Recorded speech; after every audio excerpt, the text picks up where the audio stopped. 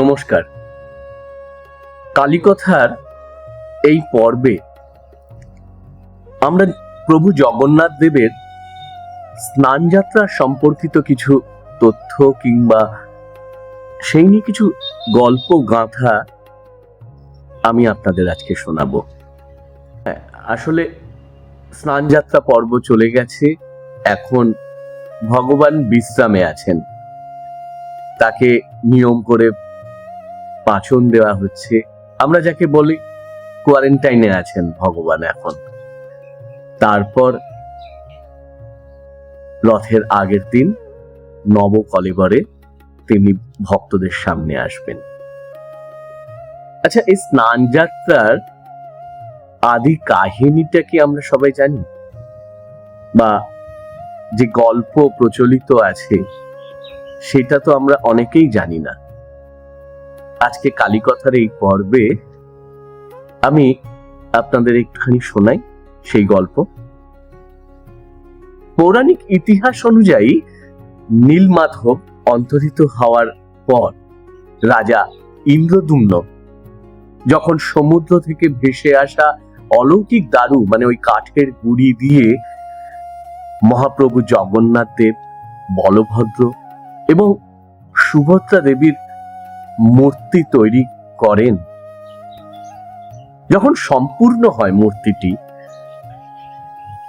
তখন জ্যৈষ্ঠ মাসের পূর্ণিমা তিথি ছিল এবং স্বয়ং সৃষ্টিকর্তা ব্রহ্মা এই মূর্তিগুলির মধ্যে প্রাণ প্রতিষ্ঠা করেন।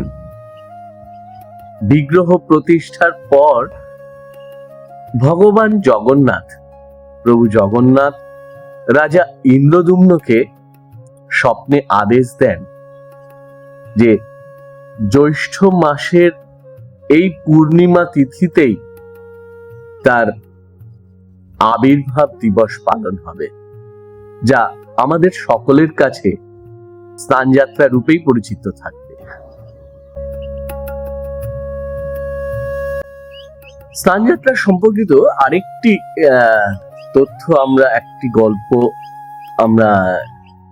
আমি শোনাবো আপনাকে, সেটা হলো আমরা অনেকেই জানি স্নানযাত্রার দিন বিকেলে প্রভু জগন্নাথ দেব এবং বলভদ্র গণেশের বেশে ভক্তদের সামনে আসেন। তার পেছনে একটু ছোট্ট একটা গল্প আছে, সেটা একটু শোনাবো আপনাদের। বহু বছর আগে কাঞ্চিপুরমের এক পরম গণেশ ভক্ত এবং পণ্ডিত বটে, নাম তার গণপতি ভট্ট, পুরীধামে এসেছিলেন। তিনি বিশ্বাস করতেন জগন্নাথই পরম ব্রহ্ম, কিন্তু স্নানযাত্রার দিন জগন্নাথের সাধারণ রূপ দেখে তার মনে সংশয় হয়।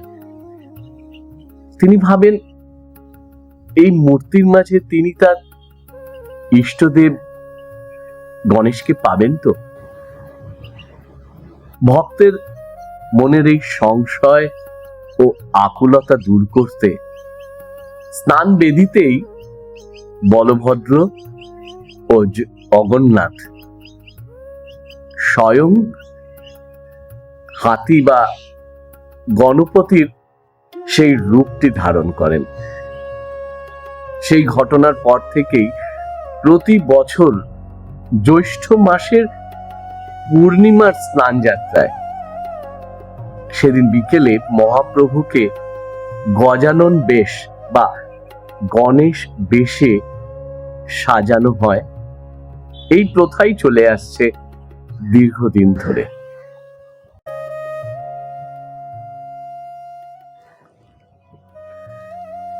এবার যে গল্পটি শোনাবো সেটি কিন্তু প্রভু জগন্নাথ সম্পর্কিত নয়।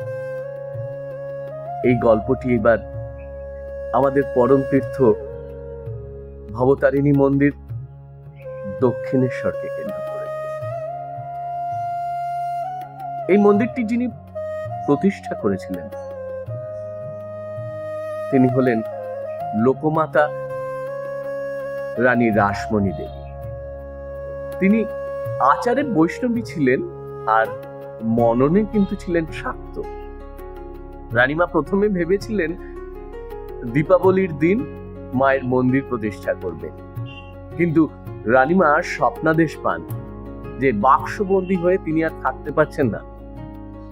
শোনা যায় বাক্স খুলে তিনি দেখেন, রানীমা দেখেন যে মায়ের মূর্তিটি কেমন ঘেমে গেছে। তখন তিনি সংকল্প নিলেন, সামনের যে স্নানযাত্রা তিথি আসছে ওই তিথিতেই মায়ের মূর্তি প্রতিষ্ঠা করবেন। কিন্তু তথাকথিত সেই সময়ের শাক্তপন্থীদের একটা আপত্তি উঠল।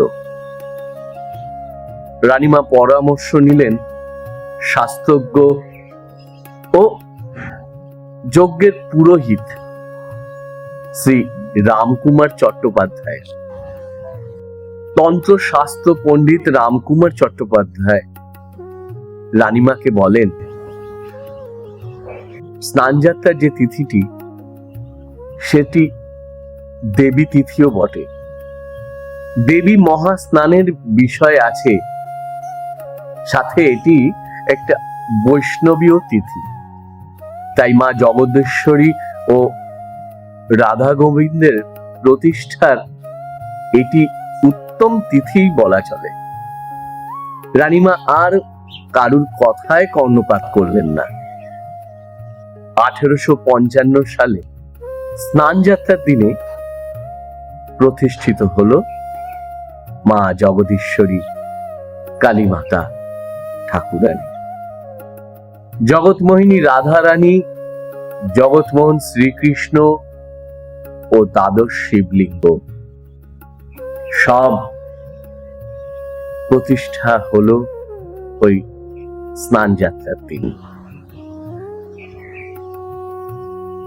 এমনই স্নানযাত্রা সম্পর্কিত অনেক গল্প আছে। জয় মা, জয় প্রভু জগন্নাথ, জয় বলভদ্র, জয় সুভদ্রা মা। সবাইকে ভালো রাখবেন। কালীকথার পরবর্তী পর্বে অন্য কিছু গল্প নিয়ে আবার আসবো। নমস্কার।